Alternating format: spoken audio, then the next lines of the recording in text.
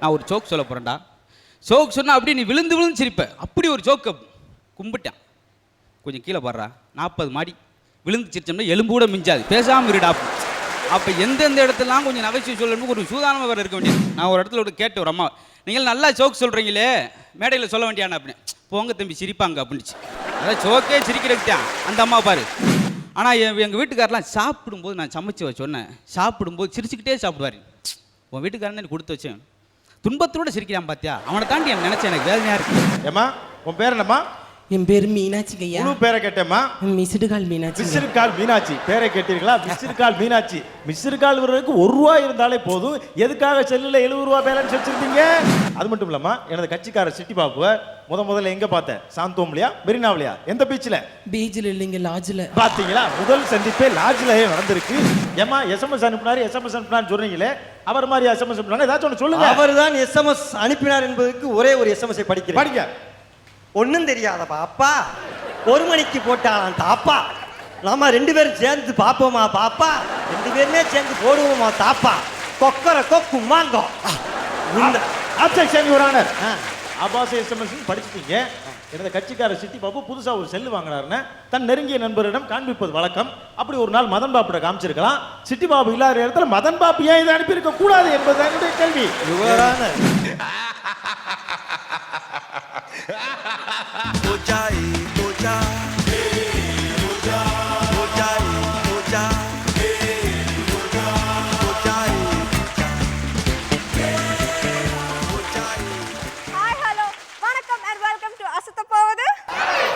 கவலைகள் நிறைஞ்ச சொர்க்கம் கூட நரகம் தாங்க, அதே மாதிரி சந்தோஷம் நிறைஞ்ச நரகம் கூட சொர்க்கம் தாங்க.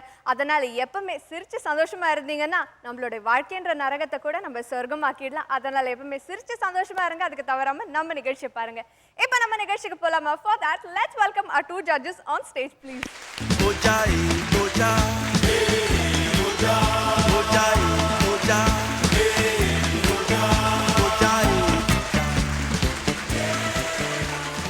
மதன் சார். ஹலோ. வெல்கம். அடடா, என்ன இந்த பக்கம்? ஏமா இப்போ என்ட்ரி வேற பக்கத்துல வச்சிட்டீங்க? அப்படி இல்ல சித்தி சார், என்ன இந்த மாதிரி ஒரு ஷாக் கொடுத்துருக்கீங்க? இல்ல இது ஷாக் தான். ஆனா என்னன்னா வந்து ப்ளசன்ட் சர்ப்ரைஸ்னு சொல்லுவோம் இல்லையா, அந்த மாதிரி சந்தோஷ அதிர்ச்சி டக்குன்னு வந்திருக்கேன். ஆனா ரொம்ப பார்க்கறதுக்கு சந்தோஷமா இருக்கு. புது செட்டு, புது ப்ரொடியூசரு, புது சம்பளம், எப்படி எல்லாம் அமைஞ்சு போயிருவாருங்க. உண்மையும் பார்த்தா புதுசாக தான் இருக்கு. ரொம்ப நாள் கழிச்சு பார்த்தா எல்லாமே புதுசாக தான் சார் இருக்கு. நீங்க இந்த கண்ணாடி காட்டினா எல்லாம் இன்னும் பளிச்சுன்னு புதுசா தெரியும். ஓகே சார், கைட்டிட்டேன். என்ன கைட்டினீங்கன்னு சொல்லி அவன் என்மேல்ட்டு கேட்க முடியாது. மதன் சார் சொல்கிறாருன்னா எதுனா ஒரு அர்த்தம் இருக்கும். கைட்டினா ஒன்று பிரைட்டாக இருக்குது. இனி நம்ம லைஃப்பும் பிரைட்டாக தான் இருக்கும்னு நினைக்கிறேன். கண்டிப்பா. நீங்க கேட்டீங்களே ஏன் புது செட்டுன்னு, நடுவில் இங்கே வந்து சும்மா வந்து ஒரு இது திருப்பி வந்து மறு ஒளிபரப்பு தான் போயிட்டு இருக்குன்னு. ஆக்சுவலாக புது ஒளிபரப்பு தான் போயிட்டு இருந்தது. அதை இன்னும் புதுசா பிரம்மாண்டமா புதுப்பொலிவோட பண்ணணுங்கிறதுக்காக தான் இவ்வளோ கிராண்டியர் செட்டு. ரெண்டாவது நம்ம ஒரிஜினல் கிட்டி பாபு திருப்பி வந்தாச்சு. பார்த்தீங்களா, ஒரிஜினல் இருந்தார். இதுக்கு மேலே என்ன சொல்கிறதுக்கு. அதே மாதிரி இந்த மாதிரி நிகழ்ச்சியில் இந்த மாதிரி செட்லாம் பார்க்க முடியாது. உங்களை மாதிரி ஒரு காம்பேரரும் பார்க்க முடியாது. மதன் சார் மாதிரி ஒரு ஜட்ஜும் பார்க்க முடியாது. மதன் சார் மாதிரி ஒரு ப்ரொடியூசரும் பார்க்க முடியாது. Chitti sir, welcome back to our show. Thank you. நான் இங்கே இருக்கிறதுக்கு முதல் காரணம் ஒருத்தவங்க தான். நான் சொல்லிடுறேன், என்னுடைய மனைவி. அவங்க இல்லைன்னா நான் கண்டிப்பாக இங்கே இருந்திருக்க முடியாது. அவங்கனால தான் நான் இங்கே திரும்பி வந்திருக்கிறேன். எல்லாருமே அவங்களுக்காக ஒரு கிளாப் பண்ணணும். இன்னொரு விஷயம் முக்கியமாக சொல்லணும். அதாவது எனக்கு வைத்தியம் பார்த்த டாக்டருங்க எப்படி பார்த்தாங்கன்னாக்கா, சார் நீங்கள் மறுபடியும் சீக்கிரமாக அந்த நிகழ்ச்சி போய் நடத்தணும், அதுக்காகவே நாங்கள் ட்ரீட்மெண்ட் கொடுக்குறோம் இப்படின்னு பார்த்தாங்க. மற்றபடி மதன் சார், ராஜ்குமார் சார், நம்ம அசத்தல் மன்னர்கள் மெயினாக அவங்க அடிக்கடி தொலைபேசி மூலிமா எப்போ வருவீங்கன்னு சொல்லி அந்த தெம்புலேயே நான் வந்துட்டேன் பாருங்கள். இங்கே முன்னாடி விட சூப்பராக டபுள் கிளாமராக வந்திருக்கீங்க. Thank you sir, thank you very much sir. இப்போது ஒரு மண்டபமாக இருக்கட்டும், இல்லை ஒரு வீடாக இருக்கட்டும், ஒரு கட்டடமாக இருக்கட்டும், அதுக்கெல்லாம் வந்து தூண் இல்லாமல் அதெல்லாம் இருக்க முடியாது. ஸோ நம்ம நிகழ்ச்சியில் இருந்த ஒரு தூண் இந்த ஷெடியூலில் இல்லைன்னும் போது ரொம்ப வருத்தமாக இருக்குது. நம்ம கோவை ரமேஷ் அவர்கள் அவர் விபத்தின் காரணமாக அவர் இறந்து போனார். அதுக்காக நம்மளுடைய கடமை ஒரு நிமிஷம் அவருக்காக ஒரு கண்ணீர் அஞ்சலி மாதிரி மௌன அஞ்சலி செலுத்துவோம் எல்லாருமே.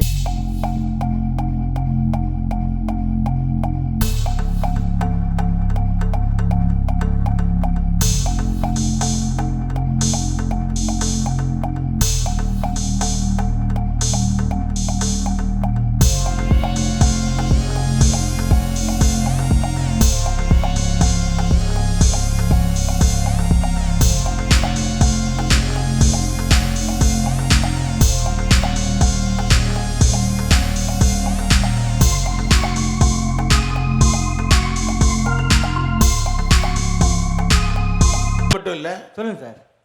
நம்ம கோவை ரமேஷ் அவர்கள் இந்த உலகத்தை விட்டு அவர் போனாலும் இந்த கோடானு கோடி அசத்து போவது யார் ரசிச்சிட்டு இருக்கிற மக்கள் மனசுல நீங்காத இடம் பிடிச்சு தான் இருக்கார். கண்டிப்பாக. இன்னொரு மதன் சார், இனி ஆடியன்ஸும் நம்மளை மிஸ் பண்ண மாட்டாங்க, நம்மளும் ஆடியன்ஸை மிஸ் பண்ண மாட்டோம். நிச்சயமா. Okay okay Madan sir, Chitti sir, இன்னைக்கு நம்ம நிகழ்ச்சியோடைய அசத்தலான கெஸ்ட் யாரு? இன்னைக்கு நம்ம நிகழ்ச்சியோட அசத்தலான ஸ்பெஷல் கெஸ்ட்டு உண்மையாகவே ரொம்ப ஸ்பெஷலானவர். அதாவது அந்த 3 மன்னர்கள் இல்லை, அதில் முதல் மன்னரோட பெயர் எடுத்து இன்னைக்கு டைரக்ஷன்லேயோ அவரோட பர்ஃபார்மன்ஸ்லேயோ இந்த குவாலிட்டி ஆஃப் த ஃபிலிம்லேயோ நம்பர் 1 இருக்கிறவர். பொதுவாக நடிகர்கள்லாம் பார்த்தா எல்லாருமே ஆட்டோகிராஃப் கேட்பாங்க. அவர் ஒரே இடத்துல எல்லாரையும் உட்கார வச்சு ஆட்டோகிராஃப் என்ற படத்தையே கொடுத்துட்டார். அதே மாதிரி இப்போ அவரோட படம் சக்ஸஸ்ஃபுல்லாக ஓடிட்டுருக்கு. இந்த படமும் அவர் கசானால உள்ள ஒரு பொக்கிஷம். அதே சார், நீங்க 3 மன்னர்கள்னு சொல்லும் போது அந்த மன்னன் யாருன்னு நான் கண்டுபிடிச்சிட்டேன். உங்களுடைய சீட்டுக்கு நீங்க போங்க, நம்மளோட கெஸ்ட் நான் வெல்கம் பண்றேன். ஓகே.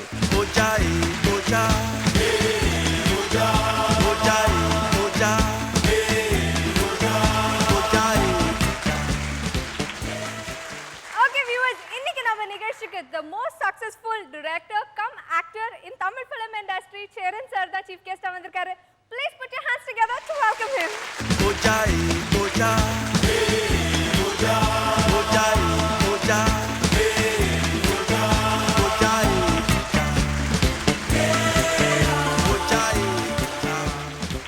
வணக்கம் sir, welcome to our show. வணக்கம், எல்லாருக்கும் வணக்கம். மதன் சார் வணக்கம், சிட்டி சார் வணக்கம். நம்ம நிகழ்ச்சியை இதுக்கு முன்னாடி பார்த்துருக்கீங்களா? நிகழ்ச்சியை பத்தி நீங்க என்ன நினைக்கிறீங்க? அப்பப்போ பார்த்துருக்கேன். நான் டைம் கிடைக்கிறப்போ வீட்டில் இருக்கிறது கொஞ்சம் கஷ்டம், எல்லாமே ஷூட்டிங் அந்த மாதிரி வேலைகளாக இருக்குல்ல. வீட்டில் டைம் இருக்கிறப்போ நான் ஆஃபீஸில் டிவி இல்லை, பார்க்கல. ஸோ வீட்டில் எப்போ டைம் கிடைக்கிறப்ப பார்த்துருக்கேன், என்ஜாய் பண்ணியிருக்கேன். நிகழ்ச்சி வந்து ஒரு இன்றைக்கி இருக்கிறதுக்கு இந்த டிவியில் நடக்கிற நிகழ்ச்சிகளில் இந்த மாதிரி நிகழ்ச்சி ரொம்ப அவசியம்னு சொல்கிற அளவுக்கு ரொம்ப சிறப்பாக இருக்குது. ஏன்னா கவலைகள், பிரச்சனைகள், பொருளாதார தேடல், இதில் அழுத்து போய் மனுஷன் டயர்டாக இருக்கும் பொழுது கொஞ்சம் ஒரு டானிக் மாதிரி, ஒரு எனர்ஜி தர மாதிரி இந்த நிகழ்ச்சி இருக்குது. அது ஒரு சந்தோஷமாக இருக்குது. இங்கே இருக்கவங்களாம் ரொம்ப சிறப்பாக பண்ணுறாங்க எல்லோரும், அந்த அசத்து மன்னர்கள் எல்லாருமே. ஏன்னா சினிமாவில் தெரியும், ஒரு டைலாக் காமெடியை கொண்டு வர்றதுக்கு ரொம்ப கஷ்டப்படணும் இல்லையா, அந்த டைமிங். ஆனால் இவங்க அட்ட ஸ்டேச்சில் பட்டு பட்டு பட்டு பட்டுன்னு அடிக்கிற பார்த்தா ரியல் நகைச்சுவை மன்னர்கள் இவங்க தான் அப்படின்னு சொல்ல தோணும். இப்போது ஒரு படைப்பாளி வந்து திறமை இல்லாமல் ஜெயிக்க முடியாது. அதே மாதிரி ஒரு நல்ல நகைச்சுவை நடிகர் வந்து டேலண்ட் இல்லாமல் ஒரு நகைச்சுவை மன்னராக ஆகவே முடியாது. இந்த நிகழ்ச்சி வந்து 129 வாரம் வெற்றிகரமாக ஓடுதுன்னா அதுக்கு இந்த மக்களை புரிஞ்சுக்கிட்டு இவங்க கொடுக்குற அந்த டேலண்டான அந்த நகைச்சுவையும், இதில் அவங்களுக்கு கிடைக்கிற ரிலாக்ஸேஷன் நினச்சி மக்கள் இதை வந்து தொடர்ந்து பார்க்குற கொடுக்குற ஆதரவும் தான். ஸோ இந்த மாதிரி நிகழ்ச்சிகள் தொடரணும் உங்கள்கிட்ட இருந்து. உங்களோட பொக்கிஷன் படம் இப்போ சூப்பர் ஹிட்டாக ஓடிட்டு இருக்கு. அந்த ஹிட் லிஸ்ட்ல அடுத்து வர வேண்டிய படம் எது? அடுத்து வரப்போகிற படம் வந்து இந்த படத்தோட 125 நாள் போஸ்டர், அப்புறம் 100வது நாள் டிசைன், அப்புறம் மக்களோட எடுத்துக்கிட்ட அந்த ஒரு நல்ல பெரிய டாக்குமெண்ட்ரி மாதிரி ஒரு 120 நாள் ஃபங்க்ஷனில் உள்ள விஷயங்கள் இதுதான் வரப்போகுது. படம்னு நான் இன்னும் பிளான் பண்ணலை. ஏன்னா ஒரு படத்தோட வெற்றிக்கு அப்புறம் இந்த படத்துக்கு எப்படி மக்கள் ரிசீவ் பண்ணுறாங்க, அவங்களோட ரியாக்ஷன்ஸ் எப்படி இருக்குன்னு தெரிஞ்சுக்கிட்டு அதுக்கப்புறம் தான் அடுத்த படத்தை நான் எப்போவும் டிசைட் பண்ணுறது வழக்கம். அது மாதிரி ஒவ்வொன்றும் பார்த்து பார்த்தா முடிவு பண்ணுறேன். எனிவே சார், உங்களோட கனவுகள் எல்லாம் நினைவாக எங்களுடைய வாழ்த்துக்கள். நன்றி. இன்னைக்கும் நம்மளோட நிகழ்ச்சியில நம்ம எல்லாரையும் அசத்துறதுக்காக நம்மளுடைய அசத்தல் மன்னர்கள் அவளோட வெயிட் பண்ணிட்டு இருக்காங்க. So that's your special seat. இன்னைக்கு நம்மளோட ஷோ பாருங்க, ஜாலியாக என்ஜாய் பண்ணுங்க. கண்டிப்பாக.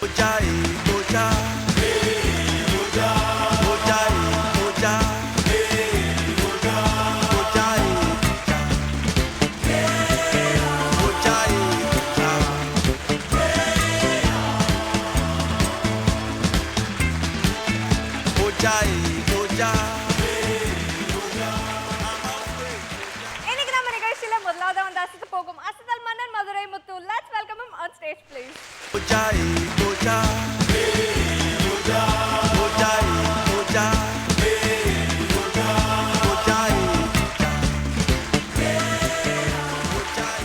ஒவ்வொரு சனிக்கிழமை இரவையும் சந்தோஷ இரவாக மாற்றுகிற சன் தொலைக்காட்சிக்கும் அதனுடைய பாசமிகு பார்வையாளருக்கும் இந்த நல்ல இரவு வணக்கத்தை சொல்லிக்கொண்டு என்றைக்கும் போல எங்கள் நிகழ்ச்சிக்கு உற்சாகத்தை தாறுமாறாக ஊட்டுகிற மரியாதைக்குரிய மதன் பாப்ஸ் அவர்களுக்கும், நான் எங்கள் அசத்தல் மன்னருக்கெலாம் இப்போ கொஞ்சம் வேலை ஈஸி ஆயிடுச்சு. வெளியூர் போகும்போதெல்லாம் ஒரே தொந்தரவு, சிட்டி பாப்ஸர் எப்போ வருவாங்க, சிட்டி பாப் எப்போ வருவாங்கன்னு சொல்லி அப்போ தான் தெரிஞ்சது ஒரு நகைச்சுவாளனுக்கு வெளியே கிடக்கிற மரியாதை. இன்னைக்கு எங்களுக்கு அந்த பணி குறைஞ்சிருக்கு. இந்த வாரம் முதல் புதுப்பொலிவோடு மீண்டும் மக்களை சந்தோஷப்படுத்த மக்கள் பணியாற்ற வந்துள்ள மரியாதைக்குரிய சிட்டி பாப்ஸ் அவர்களை நிகழ்ச்சிக்கு வருகன் வரவேற்று கொண்டு அன்பு தோப்பாளி உஷா அவர்களுக்கு நன்றியை சொல்லிக்கொண்டு, எல்லாத்திற்கும் மேலாக இந்த நிகழ்ச்சிக்கு சிறப்பு சேர்க்க வந்துள்ள, அதாவது தமிழ் சினிமா தவமிருந்து பெற்றெடுத்த ஒரு பொக்கிஷம். அதுக்கு என்ன காரணம் அப்படின்னா, தமிழ் சினிமாவில் சொல்ல மறந்த கதையெல்லாம் சொல்லிய ஒரு இயக்குனர், அந்த அளவுக்கு சிறப்புக்குரிய இயக்குனரை நம்ம நிகழ்ச்சிக்கு வரவேற்று வணங்கி கொண்டு நிகழ்ச்சிக்குள்ள போகிறோம். பிரம்மாண்டமான புதிய செட்டு, புது ப்ரொடியூசர், புது நடுவர்னு சொல்லி எல்லாமே புதுப்பொலியோடு இந்த வாரம் ரொம்ப மங்களகரமாக தொடங்குது உங்கள் சந்தோஷத்துக்காக.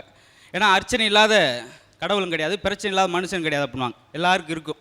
எப்படி மனம் பரப்புற மலர் வந்து இறைவனடி சேர்க்கிறதோ, அதோ சந்தோஷம் பரப்பும் மனிதனுமே இறைவனடி சேருவாங்க அப்படின்னு சொல்லுவாங்க. ஆனால் சில நேரத்தில் பெண்களுக்கு வந்து சிரிப்புக்கானவும் சிரிப்பை பேசுறதுக்கும் ரொம்ப அனுமதி மறுக்கப்பட்டிருக்கு. நான் ஒரு இடத்துல கேட்ட ஒரு அம்மா, நீங்கள் நல்லா ஜோக் சொல்கிறீங்களே, மேடையில் சொல்ல வேண்டியானா அப்படின்னு. போங்க தம்பி சிரிப்பாங்க அப்படின்னுச்சு. அதான் ஜோக்கே சிரிக்கிறதுக்கு தான் அந்த அம்மா பாரு. அப்படி ஒரு சில ஜலத்தில் பயமாக இருக்கும். அப்படி ஏன்னா குமரி தனியாக போனாலும் கொட்டாவி தனியாக போவாங்க. அவங்களுக்கு சொல்லி திருத்த முடியாது அப்படி இருக்கும். இன்னும் இடத்துல பாருங்கள், வாடிப்பட்டில் ஒருத்தனை வகுத்தில் குத்தி கொண்டிருக்கான். சிரிச்சதுக்குங்க அநியாயம். வகுத்தில் என்னையான்னு கேட்டால் கொல்லுன்னு சிரிச்சாராம். ஒரு இது உண்டு, மதுரை பக்கம் கொல்லுன்னு சிரிச்சான்னு ஒரு வார்த்தை, அதை கண்டுபிடிச்சி செஞ்சுருக்கேன். அப்புறம் நண்பர்கிட்ட கூப்பிட்டு, நான் ஒரு ஜோக் சொல்ல போகிறேன்டா, ஜோக் சொன்னால் அப்படி நீ விழுந்து விழுந்து சிரிப்ப, அப்படி ஒரு ஜோக்கை கும்பிட்டேன். கொஞ்சம் கீழே பாடுறா, 40 மாடி விழுந்து சிரிச்சோம்னா எலும்பு கூட மிஞ்சாது, பேசாமல் இருடா. அப்போ எந்தெந்த இடத்துலாம் கொஞ்சம் நகைச்சுவை சொல்லணும், ஒரு சூதானமாக வேறு இருக்க வேண்டியது. இன்னும் இடத்துல பார்த்தா ஆச்சரியமாக இருக்குது. ரொம்ப பேஷண்ட்டு ரொம்ப மோசமாக இருக்காருங்க, ரொம்ப சீரியஸாக இருக்கார் அந்த பேஷண்ட்டு. நர்ஸுன்னு சொல்லி டாக்டர்கிட்ட, அப்படியா அப்போ அவருக்கு ஒரு ஜோக் சொல்லுங்க. அவன் நெஞ்சுக்கும் வகுத்து இழுத்து கிடைக்கும், அவன்கிட்ட போய் ஜோக்கான். இந்த சீரியஸுக்கு அந்த சீரியஸுக்கு மிக்ஸ் பண்ணி விட்டது. இன்றைக்கி கோயில் எவ்வளோ கூட்டம் இருக்கோ, அதே போல் பள்ளிக்கூடத்தில் எவ்வளோ கூட்டம் இருக்கோ, சினிமா தேட்டரில் எவ்வளோ கூட்டம் இருக்கோ, அதே மாதிரி டாக்டர்ட்டும் கூட்டம் இருக்குது. அப்படி நோய் போயிருக்கார். பன்றி காய்ச்சலுங்க அப்படியா, பரவாயில்ல. ஆனால் என்ன பன்றி காய்ச்சல், நீங்கள் மட்டும் வந்திருக்கீங்க, பன்றி எங்கே இருக்கீங்க, அவன் ஒரு பன்றி பாருங்க எப்படி இருக்கு பாருங்க. அப்போதுக்கு ஆனைக்கால் வியாதினா ஆணையை லாரியில் ஏற்றிக்கிட்டு வருவாங்க. அது பாட்டுக்கு கற்பனை இல்லை. எங்கள் இருமலாக இருக்குது, அப்படியா இருமல் நிற்குமா உங்ககிட்ட வந்தா, என்கிட்ட வந்தால் மூச்சே நிற்கும், இருமல் நிற்காமல் இருக்குமா. அவன் பயந்துருவானா என்ன செய்வான், பதறிட்டாங்க. அந்த டாக்டர் நீ போகவே போகாதியா, இது அட்வைஸ். அந்த டாக்டர் போகாது, நானும் 5 வருஷம் போயிருக்கேன். ஏன் போகக்கூடாதுன்றீங்க, அந்த டாக்டர்கிட்ட போனால் 2 விஷயம் நம்மளை விட்டு போயிடும். என்ன, முதல்ல நம்ம சொத்து போகணும், இல்லாட்டி நம்ம செத்து போகணும். இதுதான் அந்த டாக்டர்கிட்ட போனால் நடக்கிற விஷயம். தயவுசெய்து அந்த ஆள்கிட்ட போகாதியா. டாக்டர் உட்கார வச்சு சொன்னார், தம்பி நீ ஒரு 10 நாளைக்கு பத்தியம் இருக்கணும். என்ன மடத்தனமாக பேசிட்டீங்க, கல்யாணம் ஆனதுனால பத்தியம் மாதிரி தானே சாப்பிட்டுக்கிட்டு இருக்கேன், அப்படித்தானே சமைச்சு போடுறா. அவள் என்ன ஊரான்னு எனக்கும் தெரியல, நான் சாப்பிட்றது அவளுக்கும் தெரியல, அப்படி நடந்துக்கிட்டியா, வீட்டில் பேசாமல் இருப்பேன். சார் நீங்கள் அளவுதியா கோமியோதியா, நான் திருப்பதி அப்படின்னு இருக்கார் அந்த ஆள். ஒரு நிமிஷமும் நம்ம யோசிக்க முடியாத இடத்துல குபீர்னு வர்றப்போ நம்மளுக்கு ஒரு சிரிப்பு வந்துடும். அப்புறம் அப்பா படுத்திருக்காரு பெட்டில், ரொம்ப சீரியஸானது. பக்கத்தில் மயம் போய், அப்பா உங்களுக்கு இது வரைக்கும் நான் எந்த உதவியும் செஞ்சதில்லை, கடைசியாக உங்களுக்கு ஏதாவது உதவி செய்யணும்னு நினைக்கிறேன், என்ன உதவி செய்ய, ஒரே ஒரு உதவி மட்டும் செஞ்சால் போதும். இந்த ஆக்ஷன் ட்ரிப்பில் மிதிச்சிருக்க காலை எறா, முதல்ல மூச்சு வாங்க முடியல, அதில் மிதிச்சுக்கிட்டே கேட்டுக்க என்ன உதவி முடியும், முதல்ல அந்த உதவியில் தான் உயிரே உழைக்க முடியும். அதில் ஒரு ஆளுக்கு ஒரு மகிழ்ச்சி, அவங்களுக்கு அதில் மகிழ்ச்சி. பெண்களுக்கு ஒரு மகிழ்ச்சி இருக்கும், புறணி பேசுறது. கிராமத்து பக்கத்தை பிச்சு உதறிடுங்க. ரெடி உன் புருஷன் கல்யாணத்துக்கு முன்னாடி அதை எடுக்காத, இங்கே போகாத அங்கே போகாதுன்னு சொல்லி பெரிய கெடுபடியாக இருந்தேன். இப்போ எப்படி இருக்காரு, இப்போ எனக்கு எடுபடியாக இருக்காரு, மாறிடுச்சு. அப்படியே அங்கே ஓடாண்டா இவன் ஓடுவார், கொடுங்க, இங்கே வேண்டா ஓடியாடுறது, மாறிடுச்சு. இன்னும் சில நேரத்தில் ஆச்சரியமாக இருக்கிற விஷயம், அது குடும்பத்துக்குள்ளே இவர் துக்கப்பட்டார்னா அந்த அம்மாவுக்கு ஒரு சந்தோஷமாயிடும். அப்புறம் என் புருஷன்லாம் நான் இது வரைக்கும் திட்டினதே கிடையாது, 15 வருஷம் ஆச்சு, தூக்கி போட்டு முதிக்கிறதோட சரி, திட்டுறதெல்லாம் கிடையாது. அவர் என்னத்தவோ சொல்ல போகிறான் போல, மரியாதை கொடுக்குறான் போல நினச்சி இவர் விவரமாக இருந்திருக்காரு, மிதியோடு போயிடும் போல். ஆனால் எங்கள் வீட்டுக்காரெலாம் சாப்பிடும்போது, நான் சமைச்சு சொன்னேன், சாப்பிடும்போது சிரிச்சுக்கிட்டே சாப்பிடுவார். உன் வீட்டுக்காரன் கொடுத்து வச்சேன், துன்பத்தோட சிரிக்கிறான் பார்த்தியா, அவனை தாண்டி எனக்கு நினச்சேன், எனக்கு வேதனையாக இருக்குது. மாறிடும். அதில் ஒரு தொழிலுக்கு நகைச்சுவைக்கு வந்து இன்னென்ன தொழிலில் தான் இல்லை. பையா சினிமா தொழில் வந்திருக்காங்க. சினிமாவெல்லாம் முன்னாடிலாம் ரொம்ப அப்படி நம்ம மக்கள் ரசிக்கிற மாதிரி ரசிக்க முடியாது. அலங்காநூரில் உள்ள ரத்தத்தை விற்று எம்ஜிஆர் படத்தை தாய்க்கு பண்ண தரத்து போய் மதுரையில் பார்ப்பாங்க. அந்த அளவுக்கு ரசிப்புத்தன்மைக்கு தமிழ் மக்களுக்கு இடம் மாதிரி கிடையாது. ஆனால் சில நேரத்தில் மாறிடும். ஒரு டைரக்டர் சொல்கிறார் நடிகரை வச்சு, அப்படி சீனை ஓப்பன் பண்ணோடனே நீங்கள் மாடு மேய்க்கிறீங்க சார், கொஞ்சம் வெயிட்டான ரோலாக தரலாமே, சரி அப்போ ஆணை மேய்க்கிறீங்க அது வரையா அப்படின்ட்டுக்காங்க. என்னங்க ஒரே குழப்பமாக இருக்கு அப்படின்னு. இப்போ படம் தொடங்கணுன்னே நீ கோமணத்தை கட்டி வாரீங்க, தலைப்பு என்னது கோமணன், வாமனன் கேள்விப்பட்டிருக்கு, இதை நீ கோமணன் புதுசாக எடுத்துக்கிட்டு இருக்காரு. அவங்க பாட்டு சொல்லிட்டு இருக்குது. படம் பார்க்குற ரசனையும் வித்தியாசமாக பார்ப்பாங்க. பார்த்துருக்காரு. எனக்கு விஜய் படத்திலே ரொம்ப பிடிச்சது பருத்தி விளையாண்டு போயிருக்கா ஒருத்தன். வாடா லூஸ் போல என்னத்தை உளர்ற, அதை சொல்ல உனக்கு விஜய் படத்தில் எது பிடிக்கும், எனக்கு அவருடைய முதற்புறம் கேப்டன் புறாருன்னே பிடிக்கும் அப்படின்ட்டுருக்கான். அவங்களாம் திருத்தவே முடியாது அப்படின்னு. அதில் திருட்டு தொழில் பண்ணுறான். அவன் பார்த்தா பயங்கரமாக இருக்கு. ஆட்டை திருடுறது 2 பேரும் சேர்ந்து போயிருக்காங்க. பண்ணையில் போய் ஆட்டை திருடுவோம். ஆடு திருடும் போது கத்திருக்கு, கழுத்தை புறா கழுத்தை புறா அப்படி ஓடி இவன் கழுத்தை பிடிச்சி இவனை கொண்டு இருந்திருக்கான். கழுத்தை புறா ஆட்டு கழுத்து தானே பிடிக்கணும். அதில் நீதிபதி இந்த கோர்ட்டுக்கு போகும்போது சின்ன சின்ன குழப்பம் உண்டாகும். போயிட்டு நீதிபதி சொல்லியிருக்காரு, சொல்லு தம்பி உங்கள் மேலே வழக்கு வந்திருக்கு, உங்கள் பேர் என்ன? என் பேர் குப்புசாமி. வேலை என்ன பார்க்குறீங்க? உப்புசாமி வியாபாரம். என்னைய ஒரு மாதிரி தள்ளாடிக்கிட்டே இருக்க, அதே அப்புசாமி பூராமே உனக்கு புரியாதாடா? நீ செஞ்சது அது தப்பு சாமி, உனக்கு என்ன தண்டனை தரலாம், சப்புன்னு அப்புசாமி, அதை நான் ஏற்றுக்கிறேன். ஏடா நேராக டீராஜ் வீட்டிலேருந்தே வரையா நீ? இல்லை எல்லாத்துக்கும் வரிசையாக போட்டுக்கினா என்னடா செய்யறது? சரி மித்த விஷயம் சொல்லு. அதாவது தம்பி உன் வயசு என்ன? 76. இங்கே 36 இருக்கு. அது கேஸ் தொடங்கும் போது இருந்தது, இன்னும் இழுத்துக்கிட்டே போய்கிட்டு இருக்கும். பாதி சொத்து கரைஞ்சிருச்சியா, இன்னும் என்ன செய்ய சொல்கிற? சரி வெக்கம் இல்லாமல் மாதம் ஏதோ டியூஷனுக்கு வந்த மாதிரி வந்துக்கிட்டு இருக்கே, வெக்கமா இல்லை? நீங்களே தினம் வந்துக்கிட்டு இருக்கீங்க, உங்களுக்கே வெக்கம்ல. அப்போ எனக்கு என்ன? அவர் படித்தவருக்கு சொல்லிட்டு இருக்கான். ஏடா ஓன்ட்டெல்லாம் இந்த பேச்சை எங்கிட்டா நீ பழகுன, எங்கடா நான் கற்றுக்கிறது மிரண்டர். அது இப்படி ஒவ்வொரு விஷயத்தையும் நகைச்சுவை வந்து ஆழமாக தோண்டி பார்க்கப்போ வந்துக்கிட்டு இருக்கோம். அதனால் இந்த வாரத்துலேருந்து புதுப்பொழியோட நகைச்சுவையை பார்த்து ரசிக்கணும்னு சொல்லிட்டு ஒரு 15ஆம் நூற்றாண்டில் நடந்த ஒரு சின்ன சம்பவம் கருத்துக்காக சொல்கிறது. லியோனார்டோ டாவின்சின்றவர் தான் உலக புகழ்பெற்ற மோனலிசா படத்தை வரைஞ்சவர். மோனிசா படத்தை, அந்த படத்தில் ஒரு மர்ம புன்னகை, அது புன்னகையா அழுகையான்னு தெரியாத அளவுக்கு அவரே தான் நம்மளுடைய இயேசுநாதருடைய படத்தையும் வரைஞ்சவர். இயேசுநாதரை வரைவதற்கு ஒரு அமைதியும் சாந்தமும் உள்ள ஒரு இளைஞன் தேவைப்படுது. தேடி பார்த்து ஒருத்தனை கூட்டு வந்து உட்கார வச்சு அவனை ரோல் மாடலாக வச்சு இயேசுநாதரை வரைஞ்சார். இப்போ யூதாஸை வரையணும். ஒரு சில வருடங்கள் தேடி பார்த்துட்டு யூதாஸ் மாதிரி ஒரு கொடூர முகமும் ஒரு கொடுமையும் நிறைஞ்ச ஒரு முகம் தேவைப்பட்டுச்சு, கிடைக்கல. 2 வருஷம் கழித்து கிடச்சிட்டார் ஒரு ஆள். உட்கார வச்சு யூதாஸை வரையும் போது அவருக்கு ஒரு சந்தேகம். ஒன்று கொஞ்ச நாளைக்கு முன்னாடி பார்த்துருக்கேனேப்பா. ஆமாங்க, இந்த இயேசுநாதருக்கு ரோல் மாடலில் உட்கார வச்சிங்களே அதுவும் நான் தான். எப்படி என்ன? அப்போ அவ்வளோ சார்ந்து இருந்துச்சு. முன்னாடி என்னுடைய இதயம் வந்து அழகிய இதயமாக இருந்தது, எண்ணங்கள் வந்து அழகாக இருந்தது, அதெல்லாம் சிறப்பாக இருந்தேன். இப்போ என்னுடைய எண்ணங்களும் இதயமும் அழுகி போய் விட்டது. அப்போ ஒரு மனிதனை யூதாஸாக மாற்றுவதும் இயேசுவாக மாற்றுவதும் அவனுடைய வரும் எண்ணங்கள் தானே ஒழிய வேறு எதுவும் இல்லைன்னுவாங்க. அதனால் ஒவ்வொரு மனுஷனுக்கும் எண்ணங்கள் தான் வாழ்க்கையில் வண்ணங்கள் அப்படின்னு சொல்லி கிடைக்கிற சின்ன சின்ன சந்தர்ப்பத்தை கூட துன்பத்தை கூட இன்பமாக மாற்றிக்கிற பக்குவத்தை வளர்த்துக்கிட்டோம்னா வாழ்க்கை என்றென்றும் குதூகலம் பூக்கும் என்று சொல்லி இந்த நல்ல வாய்ப்புக்கு நன்றி சொல்லி இயக்குனர் பெருமக்களுக்கும் நன்றி சொல்லி விடைபெறுகிற நண்பர்களே, நன்றி வணக்கம். வெல்டன் முத்து. ஆமாங்க சார். கேரன் சார் எப்போவுமே எங்கள் முத்து ஃபுல்லாக ஜோக்ஸு, ஆரம்பத்துலேயும் கடைசியிலையும் மட்டும் ஒரு நல்ல விஷயத்தை சொல்லி அப்படியே சாண்ட்விச் பண்ணுவார். இவருடைய பர்ஃபார்மன்ஸ் பற்றி நீங்கள் என்ன நினைக்கிறீங்க? இல்லை இவர் அடிக்கடி நான் பார்த்துட்டு இருக்கேன். நான் பார்க்கும்போதெல்லாம் அகஸ்தமாக இவர் மாட்டிக்குவார் நம்மகிட்ட டிவியில். எனக்கு ஒரே ஒரு டவுட்டு, இவர் கல்யாணம் ஆயிடுச்சா? இப்போ தான் சமீபத்தில் ஆச்சு. சமீபத்தில் ஆச்சு. கல்யாணம் பண்ணும்போது உங்கள்கிட்ட வேறு ஒன்றும் மனைவி கேட்கலையா? இப்படி பொண்ணுங்களை பற்றி புறணியாக பேசுகிறீங்களே? அவங்க சொல்கிறது நாங்கள் ஏன்ட்டு அந்த அம்மா புறணி பேசுகிறேன், நாங்கள் ஓப்பனாக பேசிவிட்டோம். நீங்கள் ஓப்பனாக பேசிவிட்டீங்க. கொஞ்சம் இப்படி நீடிச்சிச்சுன்னா கொஞ்சம் வீட்டில் சோறு கிடைக்கிறது கஷ்டமாயிரும். சோறு கிடைக்காது, புரோட்டா இதுக்கு போட்டாங்கன்னா அதை சாப்பிட்டு. ஏன் புரோட்டா கடை வச்சுருக்கீங்களா? இந்த மாமனார் புரோட்டா கடை வச்சுருக்காரா? அடுக்கடுக்கா அதாவது என்னென்னா இந்த செலவு துணி எடுக்கிறது மாதிரி எந்த சிக்கலும் இல்லாமல் டக்குன்னு ஒன்றா வந்து விழுகுது. இல்லை அவர் பானில் சொன்னால் ஒவ்வொரு புரோட்டாவாக வந்து விழுகுது. மொத்தத்தில் அது கொத்து பரோட்டா இல்லை முத்து பரோட்டா. முத்து பரோட்டா. ஆமாம். இப்போ கடைசியில் சொன்ன பஞ்சு கூட ரொம்ப சரியான விஷயம், ரொம்ப அருமையாக இருந்தது. அதாவது எண்ணங்கள் தான் ஒரு மனிதனோட முக மாற்றத்துக்கு காரணம். அது அடிக்கடி சொல்லுவேன். மெட்ராஸுக்கு வந்தப்போ என் முகத்தை பார்த்ததுக்கும் அந்த ஃபோட்டோ இருக்குது, அந்த ஃபோட்டோவை பார்க்குறதுக்கு இப்போ இருக்க என் முகத்தை பார்க்குறதுக்கு எவ்வளவோ டிஃப்ரென்ஸ் எண்ணங்கள் மூலமாக. எனக்கு நமக்குள்ளே அவ்வளோ அழுக்கு ஏறுது, அவ்வளோ பிரச்சனைகள் ஏறுது, அவ்வளோ துயரம் ஏறுது, அவ்வளோ கஷ்டங்கள் வருது. இல்லை அவ்வளோ எண்ணங்களில் வந்து தூய்மை இல்லாமல் போயிடுறோம், நிறைய தவறாக எண்ணங்கள் சிந்திக்கிறோம். எல்லாத்துக்கும் இந்த சமூகம் இடம் கொடுக்குது இல்லையா? அப்போ நம்ம முகம் மாறுது. அதான் இல்லை இல்லை, நான் வந்து உங்களுடைய ஒவ்வொரு பூக்களுமே மாதிரி வந்து சொல்கிறதா இருந்தால் முன்னாடி கல்லாக இருந்தீங்க, இப்போ அழகான சிலையாக இருக்கீங்க. அதான் நான் சொல்கிறேன். ரொம்ப அருமை முத்து. இதே மாதிரி தொடர்ந்து பண்ணுங்கன்னா சரி, வாழ்த்துக்கள். ரொம்ப நன்றிங்க சார். நன்றி நன்றிங்க சார். நன்றி. நம்ம நிகழ்ச்சியில் அடுத்ததா வந்து அசத்த போகும் அசத்தல் மன்னர்கள் Vadivelu Ganesan, Sasi and Rara Prabhu. Let's welcome them on stage, please.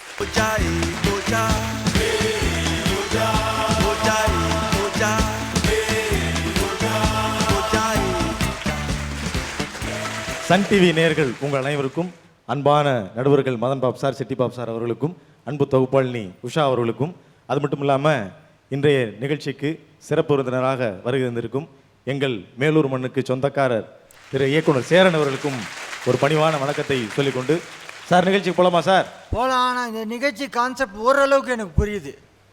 2 வக்கீலுக்கு ஒரு கேஸ் கட்சியிருக்கு, அதோட வந்திருக்கிறீங்க. என்ன பண்ண போகிறீங்க இப்போ?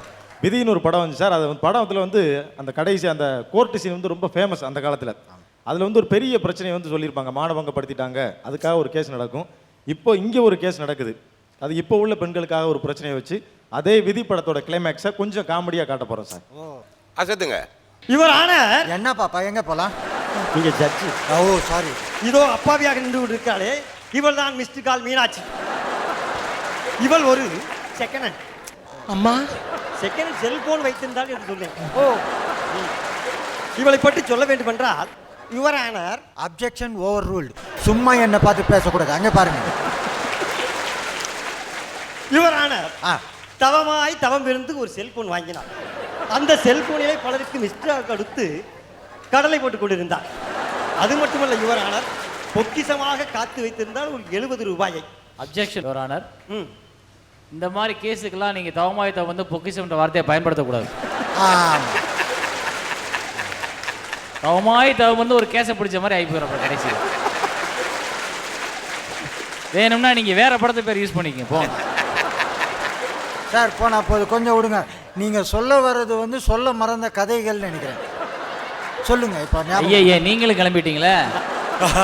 இல்லை, அவர் என்ன சொல்றாரு, இப்போ சில பேர் வெள்ளச்சாமின்னு பேர் வச்சிருப்பாங்க, கருப்பா இருப்பாங்க.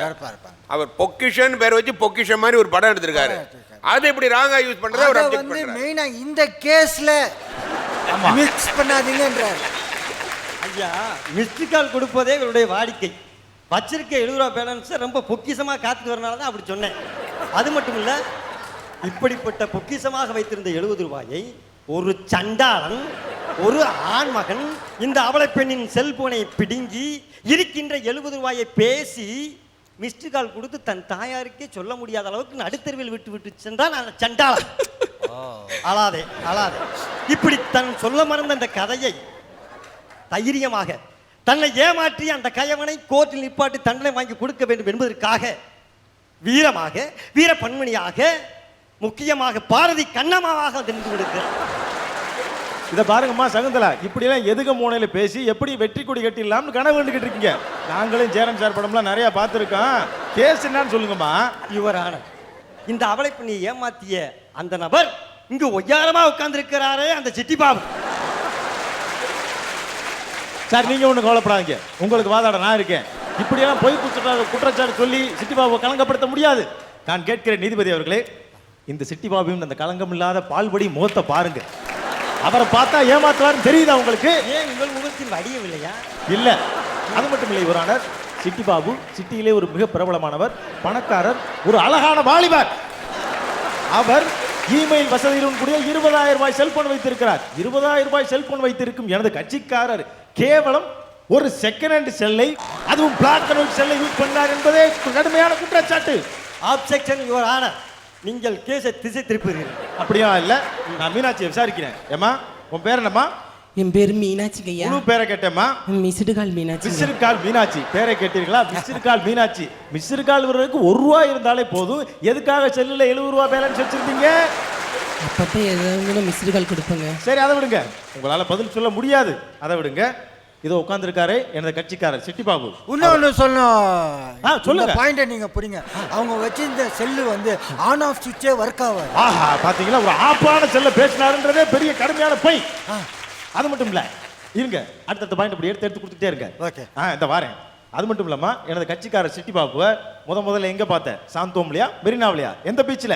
பீச்சில் இல்லைங்க, லாட்ஜில். பாத்தீங்களா, முதல் சந்திப்பே லாட்ஜில் நடந்திருக்கு. இந்த பெண்ணுடைய நடத்தை பத்தி நீங்களே தெரிஞ்சுக்குங்க. அது மட்டும் இல்லம்மா, எதுக்காக லாட்ஜுக்கு போனேன்? எப்பவுமே அவர் எனக்கு எஸ்எம்எஸ் தான் அனுப்புவாரு. சரி, அன்னைக்குன்னு பார்த்து எனக்கு ஃபோன் பண்ணி வர சொன்னாருங்க. போனீங்களா? போனுங்க. போன அன்னைக்கு ஜோன்னு மழை பெஞ்சுது. ஜோன்னு மழை பெஞ்சுது. என் உடம்பெல்லாம் நனைஞ்சிருச்சுங்க. நனைஞ்சிட்டியா? நனைஞ்சிட்டேன். நனைஞ்சொன்னே வா, ஈரமாயிடுச்சு, உடம்பெல்லாம் ஈரம் ஆயிடுச்சு, துணியெல்லாம் மாத்திட்டு ரூமுக்கு போய் தலையெல்லாம் துவட்டிட்டு உன்னை அனுப்பி வைக்கிறேன்னு சொன்னாரு. அதுக்கப்புறம் சொல்லுங்க, சொல்லுமா, சொல்லு. அதுக்கப்புறம் என்ன நடந்துச்சு? எல்லாரும் அவளை எதிர்பார்த்துட்டு இருக்காங்க. இல்லை இல்லை, சாரி, நான் உண்மையை சொல்கிறேன். அவள் வரும்போது நினைஞ்சிட்டு தான் வந்தா, குளிர்துன்னும் போது அணைச்சேன். இது தப்பா? நீங்களே காட்டி கொடுத்துருவோம், பேசாம கொஞ்ச நேரம். அப்படி எல்லாம் இல்லைங்க, எல்லாரும் பத்தியும் நான் எப்படிங்க சொல்லுவேன்? அதெல்லாம் கோர்ட்டுல வந்துட்டு அதெல்லாம் பார்க்க கூடாதுமா, சொல்லு. Objection your honour. நிறைந்த நீதிமன்றத்திலே ஆண்களாக இருக்கின்ற பகுதியிலே அவளை பெண்ணாக இருக்கின்ற பெண்ணை மிக ஆபாசமான கேள்விகளை கேட்கிறேன். நீங்களா வளர்க்குறீங்களா? கோர்ட்டுன்னு வந்துட்டா நாங்க கேட்கிற கேள்விக்கு பதில் சொல்லித்தான் ஆகணும். மான அவனமெல்லாம் பார்த்துருந்தா நீங்க இந்த கேஸே போட்டிருக்க கூடாது. நீங்க கவலைப்படாம இருங்க, நான் பாத்துக்கிறேன். ஏமா, நீங்க ரூமுக்கு போனீங்க, உங்க பக்கத்துல வந்து உட்கார்ந்தாரு. அதுக்கப்புறம் என் கை மேல அவர் கைய வச்சாருங்க. கைய வேற வச்சுட்டாரா? கையை மேல கையை வைக்காம காலா சார் வைக்க முடியும்? சும்மா இருக்க, ஒரு ஃப்ளோல போய்கிட்டு இருக்கேன். அதுக்கப்புறம் என் கையில இருந்து செல்போனை வாங்கி லாக் ஓபன் பண்ணாருங்க. ஓபன் வேற பண்ணிருக்கீங்களா? சரி, அப்புறம்? அதுக்கப்புறம் என் செல்போன்ல இருக்கிற பேலன்ஸ் எடுத்து பார்த்தாரு. நான் சொன்னேன், கத்துனேன், கதறினேன். அவர் என் பேச்சு எதுவுமே கேட்கல. பார்க்க வரைக்கும் பார்த்துட்டு இருந்த 70 ரூபாயும் பேசி தீர்த்துட்டாரு. அதுக்கப்புறம் நான் கேட்டேன், இனிமேல் யாருக்கிட்ட நான் கள்ள போட முடியும்? ஒரு மிஸ்டு கால் கூட கொடுக்க முடியாத அளவுக்கு பேசி தீர்த்துட்டீங்களே அப்படின்னு கேட்டேன். அதுக்கு சொன்னாரு, கோபத்துல மூஞ்சி எடுத்து தூக்கி வீசிட்டார். போய் கவலைப்படாதமா, நான் டாப் அப் பண்றேன்னு ரீசார்ஜ் பண்ணுங்கன்னு. அதெல்லாம் இல்லைங்க, அதெல்லாம் இல்லை. இருங்க சிட்டி பாபு சார், ஒரு அருமையான பாயிண்ட் எடுத்து கொடுத்துருக்கேன். ஏமா, லாட்ஜு கூட்டி போனாருன்றியே, எந்த லாட்ஜு கூட்டி போனாரு? ஏதோ ஊருக்கு ஒதுக்குப்புறமா இருக்கிற ஒரு லாட்ஜு கூட்டி. இது போதுமா? இந்த ஒரு பாயிண்ட் போதுமா? யுவர் ஆனர், சிட்டிக்கு நடுவில் இருக்க நமக்கே சில செல்போன்ல டவர் எடுக்கிறது இல்ல. சிட்டிக்கு அவுட்ல டவரே எடுக்காத செல்போன்ல சிட்டி பாபு எப்படி பேசி இருக்க முடியும்? மிஸ்டர் சிட்டி பாபு பத்தி உங்களுக்கு தெரியாது, மிக வில்லங்கமானவர். இவருக்கு எந்த செல்போனில் எங்கு டவர் கிடைக்கும், இந்த டவரில் எப்படி பேசலாம் என்பதில் கில்லாடி. அவரை பற்றி தெரியாமல் நீங்கள் பேசிக் கொண்டிருக்கிறீர்கள். சரி, அதை விடுங்க. ஆபாச எஸ்எம்எஸ் அனுப்பினாரு அப்படின்னு உங்க வழக்கறிஞர், எதிர்கட்சி வழக்கறிஞர் சகுந்தலா சொல்றாங்களே, அது உண்மைதானா? ஆமா சார், ஒரு நாளைக்கு 40-50 அனுப்புவாரு. 40-50 அனுப்புறாங்க. சரி, அதுல ஏதாச்சும் ஒண்ணு சொல்லுங்க. I don't like not allowed sir. என்னம்மா? I don't like not allowed. அப்படின்னா என்னம்மா அர்த்தம்? எனக்கு எழுத படிக்க தெரியாதுங்க சார். சார். பாவிகளா, பாத்தீங்களா நடுவர் நீதிபதிகளே, கவனிச்சீங்களா? தமிழே எழுத படிக்க தெரியாத ஒரு பெண்ணுக்கு ஆங்கிலத்தில் எஸ்எம்எஸ் வந்தாலும் அது ஆபாச எஸ்எம்எஸ் என்பதை நீங்களே எப்படி முடிவு செய்தீர்கள்? மிஸ்டர், எனது கட்சிக்காரருக்கு படிக்க தெரியாமல் இருக்கலாம், எனக்கு படிக்க தெரியுமல்லவா? அந்த செல்போனில் மிஸ்டர் சிட்டி பாபு அவர்கள் எப்படி ஆபாச எஸ்எம்எஸ்கள் அனுப்புகிறார்கள் இதில் வைத்திருக்கின்றேன். இதில் கிட்டத்தட்ட 40 எஸ்எம்எஸ்கள் இருக்கிறது. இந்த ஆபாச எஸ்எம்எஸ் வாசித்தாலே அனைவரின் காது கிழிந்து விடும். இருந்தாலும் நிறைந்த நீதிமன்றத்தில் அவர் மீதுதான் குற்றம் இருக்கு என்பதை நிரூபிக்கிறதாக ஒரே ஒரு எஸ்எம்எஸ் நான் படிக்க காத்து கொண்டு. ஐயா, அந்த பேப்பர்ல எடுத்து பாருங்க. முக்காவாசி உங்களுக்கு பர்சனல் லோன் வேணுமா, கிரெடிட் கார்டு வேணுமா, உங்கள் பேலன்ஸ் எவ்வளோ, இதெல்லாம் நான் அமிச்ச எஸ்எம்எஸ்ஸா நினச்சி என்னை போட்டு கோர்ட்டு கேஸுன்னு கொண்டு வந்துட்டாங்க. ஐயா, நீங்கள் ஒன்றும் கவலைப்படாங்க, அதுக்கு இல்லை பார்த்துக்கிறேன். ஏமா, எஸ்எம்எஸ் அனுப்பினாருன்னு சொல்கிறீங்களே, அவர் மாதிரி எஸ்எம்எஸ் அனுப்பினாங்க, ஏதாச்சும் ஒன்று சொல்லுங்க. அவர் தான் எஸ்எம்எஸ் அனுப்பினார் என்பதற்கு ஒரே ஒரு எஸ்எம்எஸ்ஸை படிக்க ஒன்றும் தெரியாதப்பா. அப்பா 1 மணிக்கு போட்டாலாம் தாப்பா, நாம 2 பேரும் சேர்ந்து பார்ப்போமா பாப்பா, 2 பேருமே சேர்ந்து போடுவோமா தாப்பா, கொக்கர கொக்கு மாங்கோ. Objection your honour. ஆபாச எஸ்எம்எஸ் படிச்சிட்டீங்க. எனது கட்சிக்கார சிட்டி பாபு புதுசா ஒரு செல்லு வாங்கினாருன்னு தன் நெருங்கிய நண்பரிடம் காண்பிப்பது வழக்கம். அப்படி ஒரு நாள் மதன் பாபுட காமிச்சிருக்கலாம். சிட்டி பாபு இல்லாத இடத்துல மதன் பாபு ஏன் இதை அனுப்பியிருக்க கூடாது என்பதுதான் என்னுடைய கேள்வி. நீங்கள் சரியாக அந்த எஸ்எம்எஸ்ஐ கவனிக்கவில்லை. கொக்கரக்கோ கும்மாங்கோ என்ற வார்த்தையை கேட்டாலே உலக தமிழர் அனைவருக்கும் தெரியும் இது சிட்டி பாபு தான் என்று. ஆகவே இந்த குற்றங்களை செய்த சிட்டிபாபு அவர்களுக்கு தக்க தண்டனை வழங்க வேண்டும். இந்த அவல பெண்களுக்கு நீதி கிடைக்க வேண்டும். இந்த சிட்டிபாபு அவர்களுக்கு தக்க தண்டனை கிடைக்க வேண்டுமானால் தண்டனை கிடைக்க வேண்டுமானால் இந்த வழக்கை தீவிர விசாரித்ததில் சிட்டிபாபு குற்றவாளி என்பது தெள்ள தெளிவாக நிரூபணமாகிறது. ஆகவே பாதிக்கப்பட்ட மிஸ்டர் மீனாட்சிக்கு புது கலர் மொபைல் ஒன்றை வாங்கி தர வேண்டும். அது மட்டும் இல்லாமல் வாழ்நாள் முழுவதும் அதற்கு ரீசார்ஜும் செய்ய வேண்டும் என்று இந்த கோர்ட் கட்டளையிடுகிறது. இந்த புது செல்போனை ஏற்றுக்கொள்வதும் ஏற்றுக்கொள்ளாததும் மீனாட்சியின் விருப்பம். இந்த மீனாட்சியின் வாழ்க்கை இனி வரும் இளைஞர்களுக்கு ஒரு ஆட்டோகிராஃபாக இருக்கட்டும். நன்றி. ஒன்றே இல்லை முடியாதுன்னு சொல்ல வந்தேன், வேற ஒன்றும் அதான் சொன்னீங்களா? நன்றி நன்றி. ஓகே சேரன் சார், இவங்க விவகாரத்தை பற்றி நீங்கள் என்ன நினைக்கிறீங்க? இல்லை, உங்களுக்கெல்லாம் பாஸ்க்கு ஒரு நம்ம சிட்டிபாபு சார் வந்து இந்த ஒரு செல்ஃபோன் மேட்டரில் தான் தெரியும். ஆனால் இவர் பில்லில் வந்து ஏகப்பட்ட செல்ஃபோன் பர்ச்சேஸ் பண்ணதா கம்ப்ளைண்ட் இருக்குது போலீஸ் ஸ்டேஷன். நல்ல வேலை அவர் சாட்சிக்கு வந்து நிற்கல, எனக்கு தூக்கு தண்டனையும் வாங்கி கொடுத்துருக்கேன். ஆமாம், அந்த நடுவில் இருக்கவர் மட்டும் கொஞ்சம் ரியாக்ஷன் நல்லா பண்ணார். நீங்கள் நடுவில் இருக்கிறவர் மட்டும் பார்த்துட்டு மற்றவங்களெல்லாம் கவனிக்காமல் விட்டுருக்கீங்க. 2 பேர் கருப்பாக போட்டு மறைச்சிக்கிட்டாங்க சார், ஒன்றுமே தெரியல. ரொம்ப நன்றி சார். நன்றி நன்றி நன்றி. ஓகே சேரன் சார், உங்ககிட்ட ஒரு கேள்வி. சாதாரணமாக இப்போ இந்த பொக்கிஷம் ரொம்ப நல்லா போயிட்டுருக்கு. இதில் ஆக்சுவலாக இந்த ஆட்டோகிராஃப் பொக்கிஷம் மாதிரி படங்கள் நல்ல பெரிய வெற்றி அடையுது. ஆமாம், அது உங்களுக்கு தெரியுமா? வந்து பாதி எடுக்கும்போது இந்த படம்லாம் நல்ல பெரிய வெற்றி அடையும். இல்லை, ஆட்டோகிராஃப் என்னோட ஒவ்வொரு படமும் வந்து நான் வெற்றி அடையணும் தோல்வி அடையணும் அப்படின்னு எடுக்கிறது இல்லை. இந்த கதை பிடிச்சிருக்கு, இந்த கதையை சொல்லணும், இது வந்து போய் சேரணும், அவ்வளோதான் நம்மளுடைய நோக்கமே ஒழிய வெற்றி தோல்வினால் வந்து ஒரு மனிதனோட எந்த விஷயத்தையும் முடிவு பண்ணக்கூடாது. வண்டர்ஃபுல்.